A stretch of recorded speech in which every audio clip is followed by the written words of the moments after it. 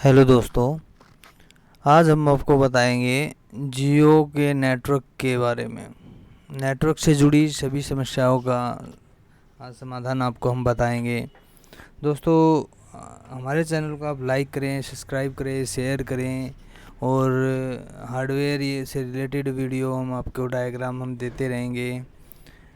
तो दोस्तों आइए चलते हैं। आज हम देखेंगे एक हमारे जो नेटवर्क है वो वीक होता है, वो कैसे होता है और ये किस वजह से हमारा नेटवर्क कम आता है या किस वजह से हमारा नेटवर्क रनिंग करता है या हमारा नेटवर्क सर्चिंग करता रहता है, तो क्यों करता है। तो आइए हम जानते हैं इस वीडियो के माध्यम से हम कैसे क्या होता है। देखिए दोस्तों, ये हमारी जो बैटरी कनेक्टर की जो तीन सॉरी दोस्तों, ये हमारे जो नेटवर्क की जो तीन पिनें हैं, ये जो बीच वाली है जो ये पिन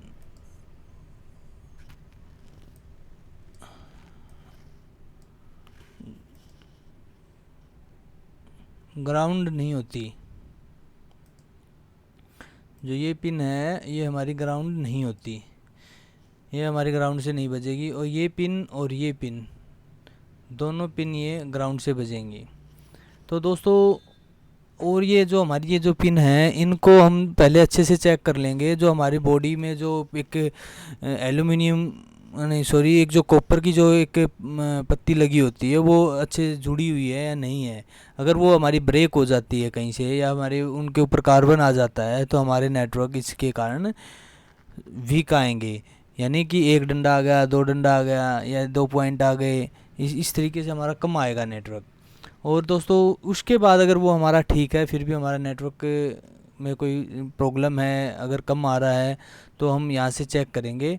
हमारा यहाँ से इस कंपोनेंट से होते हुए ये यहाँ पे आएगा, यहाँ से इस कंपोनेंट से होते हुए हमारा इस कंपोनेंट पे आएगा, यहाँ से होते हुए इन कंपोनेंट से होते हुए हमारा इस फिल्टर के थ्रू ये हमारा एक एंटीना लगा है, ये बूस्ट एंटीना होता है, ये नेटवर्क को बढ़ा के देता है। तो यहाँ से होते हुए अगर आप यहाँ से यहाँ तक अगर हमारा यहाँ से लेके और यहाँ तक आप ये चेक करेंगे तो मल्टीमीटर से आप अगर चेक करते हैं तो ये यहाँ पे बीप देगा। अगर इसके दौरान आपकी यहाँ तक अगर बीप नहीं आती है, इस पॉइंट तक भी ये बीप आएगी। तो अगर नहीं आती है तो आपकी लाइन कहीं ना कहीं से ब्रेक है। आप कहीं से मान लीजिए आपका ये कंपोनेंट टूट गया, तो आप यहाँ से जंपर कर सकते हैं इसको। और फिर दोस्तों इसके बाद हम आगे आता है एक ये फ़िल्टर लगा हुआ है, इस फिल्टर के थ्रू हमारा यहाँ से इसमें होते हुए इन कंपोनेंट के थ्रू होते हुए हमारा इस आईसी के अंदर ये इन हो जाता है। दोस्तों ये अगर इसके बीच में हमारा कोई भी कंपोनेंट यहाँ से लेके और यहाँ के बीच में अगर हमारा कोई भी कंपोनेंट अगर मिस है या टूटा हुआ है या ख़राब है तो हमारा नेटवर्क कम आएगा। ये तो है दोस्तों कम नेटवर्क कम आने की प्रॉब्लम। और इसके बाद जो आता है नेटवर्क सर्चिंग जो करता रहता है, वो ये जो पॉइंट है यहाँ पे सॉरी दोस्तों, ये जो कैपेसिटर है इस कैपेसिटर के इस पॉइंट पे जितनी बैटरी कनेक्टर पर वोल्ट आती हैं उतनी ही वोल्ट यहाँ पे बैटरी लगाने के बाद आनी चाहिए। ये जो है अगर यहाँ पे अगर वोल्ट नहीं आ रही है, ये लाइन यहाँ से होते हुए इन कैपेसिटर से होते हुए इस कॉइल के थ्रू होते हुए यहाँ इस कैपेसिटर से होते हुए और यहाँ इससे होते हुए ये यहाँ पे आती है। दोस्तों ये टीपी पॉइंट बैटरी का टीपी पॉइंट है, टेस्टिंग पॉइंट। ठीक, यहाँ से यहाँ तक आप लाइन चेक करें। अगर यहाँ पे कोई भी अगर मिस्टेक है, कंपोनेंट ख़राब है, तो आप यहाँ से उठा के इस बैटरी कनेक्शन से उठा के और यहाँ तक एक जंपर लगा देंगे तो आपकी नेटवर्क सर्चिंग वाली समस्या प्रॉब्लम जो है सोल्व हो जाएगी। दोस्तों इसके बाद जो है हमारी नेटवर्क आते हैं कभी चले जाते हैं और रनिंग करता रहता है, या फिर नेटवर्क सर्च होता है और हमारा सिलेक्ट नहीं हो पाता नेटवर्क। तो दोस्तों ये इसके बाद ये जो सिग्नल है ये इस WTR-IC के अंदर आते हैं, इस IC से WTR-IC के अंदर आते हैं। अगर दोस्तों मैं जैसे बताया इस कैपेसिटर पे जो है 3.2 वोल्ट अगर आते हैं या 3.2 से 4.2 अगर वोल्ट आता है तो ये सही है। अगर इस पे वोल्ट नहीं आता तो ये IC एक्टिव नहीं होती, इसलिए ये सर्चिंग दिखाता है। और इसके बाद ये यहाँ से ये IC एक्टिव होती है, ये पहले ये एक्टिव होगी फिर ये एक्टिव होती है, फिर ये एक्टिव होने के बाद ये इसको फ्रीक्वेंसी भेजती है WTR-IC एनालॉग नेटवर्क से डिजिटल नेटवर्क बनाकर हमारी डिस्प्ले पे शो करती है।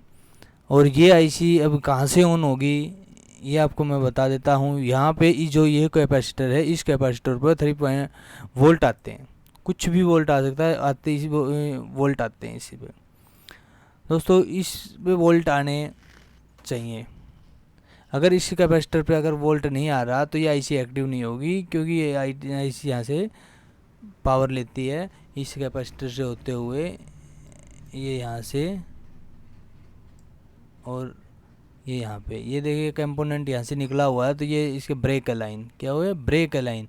अगर ये ब्रेक रहेगी लाइन तो ये यहाँ से IC एक्टिव होगी ही नहीं। यहाँ आप जंपर भी लगा सकते हैं या फिर कंपोनेंट जो सेम कंपोनेंट वो लगा सकते हैं, ये इसके थ्रू एक्टिव होती है। अगर मान लीजिए इस कैपेसिटर पे आपके वोल्ट नहीं आते हैं तो मैं ये कैपेसिटर बता रहा हूँ, ये रजिस्टर है जो है ये इस IC पावर IC से यहाँ पे इस पे वोल्ट आते हैं, और यहाँ से यहाँ से और आप यहाँ तक इस पे एक जंपर खींच दीजिए, जंपर लगा दीजिए, आपका प्रॉब्लम सोल्व हो जाएगा। आपका जो सर्चिंग जो नेटवर्क है, सर्चिंग जो होता है या फिर जो रनिंग नेटवर्क होता है वो आपकी प्रॉब्लम सोल्व हो जाएगी। दोस्तों ये आज मैंने आपको नेटवर्क के बारे में 3 सॉल्यूशन बताए हैं। दोस्तों अगर यहाँ पे कोई भी कंपोनेंट अगर मिस हो जाता है तो आप यहाँ से मैं आपको एक बार रिवाइज करवा देता हूँ। यहाँ से मान लीजिए आपको यहाँ से और यहाँ तक बीप नहीं आ रहा है, तो आप यहाँ से लेके यहाँ से उठा के एक जंपर यहाँ पे लगा सकते हैं, आपका बीप हो जाएगा, आपका सही हो जाएगा ये। और इसके बाद इस कैपेसिटर पे आपको वोल्ट चेक करना है, एक इस कैपेसिटर पे वोल्ट चेक करना है। अगर कहीं से भी मिस्टेक है, इस कैपेसिटर पे आप बैटरी कनेक्शन से जंपर लगाएंगे और इस कैपेसिटर से यहाँ से पावर IC के अंदर से एक रजिस्टर के थ्रू कोयल के थ्रू यहाँ पे एक कैपेसिटर पर जंपर लगा दीजिए।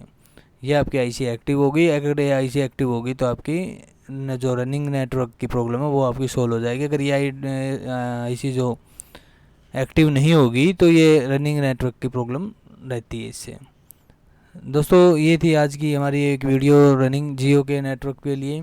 और दोस्तों आप हमारे ऐसी वीडियो हम लाते रहेंगे, और आप हमारे चैनल को लाइक करें, सब्सक्राइब करें।